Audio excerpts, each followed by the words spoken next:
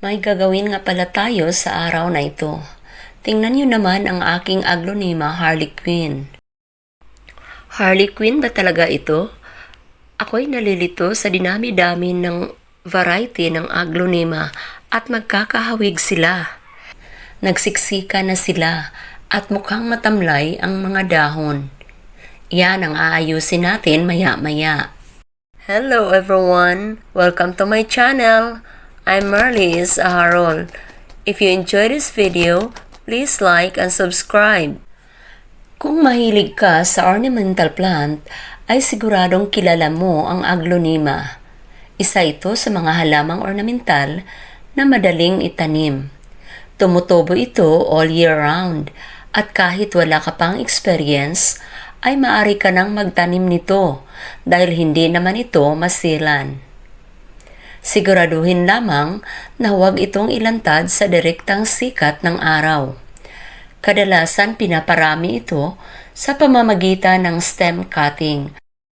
So, ang gagawin natin ngayon ay puputulin natin ang aglonema at itanim natin muli sa pot. Papalitan din natin ang lupang ating pagtataniman dahil nasipsip na ng halamang aglonema ang sustansyang nasa lupa sa paso. Kaya hindi na masyadong malusog at makintab ang dahon ng ating halamang aglonema. Nagsimula na ring malagas ang kaniyang mga dahon, kaya samahan niyo akong iligtas ang aking halamang aglonema.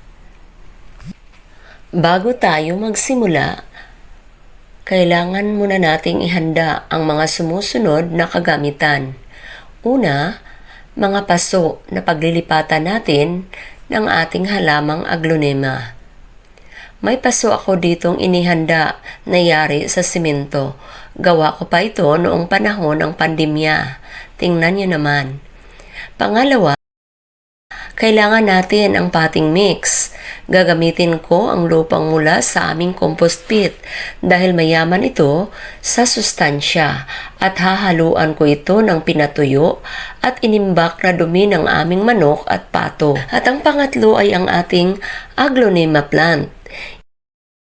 Ito ang gagamitin natin sa pagtatanim. Haluin ko muna ng maigi ang lupang pagtataniman hanggang sa pantay-pantay na ang pagkahalo ng lupa at dumi ng manok at pato. Gamit ang kutsilyo, putulin ang aglonema mula sa pasong pinagtaniman. Mag-iwan lamang ng 1 hanggang 1.5 pulgada ng tangkay dahil dito tutubo ang bagong ugat ng halamang aglonema. Dahil nahalo na natin ng maigi ang lupa, ilagay na natin sa paso ang ating soil mixture at itanim natin ang aglonema.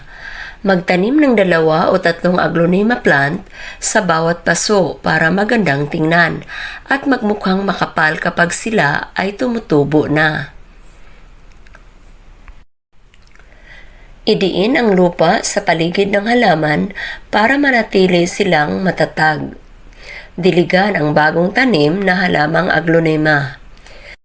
Basaing mabuti ang lupa upang hindi agad ito matuyo. Saka na lamang diligan muli kapag natutuyo na ang lupa.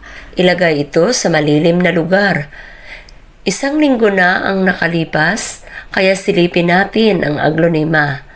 Heto, stress pa rin silang tingnan. Dahil 1 linggo pa lang ang nakalipas, pero hindi naman sila nalalanta. Iwasang galawin ang bagong tanim na mga aglonema plants para hindi madagdagan ang kanilang stress. Hayaang manatili doon ang halaman hanggang 3 o 4 na linggo. Kapag sila ay nakarecover na, ay ilipat sila sa lugar na medyo nasisikatan ng araw sa umaga. Huwag silang ilantad sa direktang sikat ng araw upang maiwasan ang pagkasunog ng kanilang mga dahon. Hindi na ako naglagay ng pataba dahil compost at manure naman ang ginamit ko. Pagkalipas ng 5 buwan ay ganito na sila. Makakapal na ang kanilang mga dahon, malulusog at sariwa ng tingnan. Hindi katulad ng dati na mukhang natuyo ang kanilang mga dahon. Maaari ko na silang gamitin pandekorasyon sa loob ng aming bahay. Dito natin ilagay ang isa. O tingnan nyo, di ba ang ganda? Ako'y natutuwa talaga kapag nakikita ko ang aking mga halaman. Dito naman natin ilagay ang isa. Wow, ang kintab ng kanilang mga dahon. Nakatutuwa talaga. Ito ang pantanggal ko ng stress galing sa trabaho. Thank you for watching!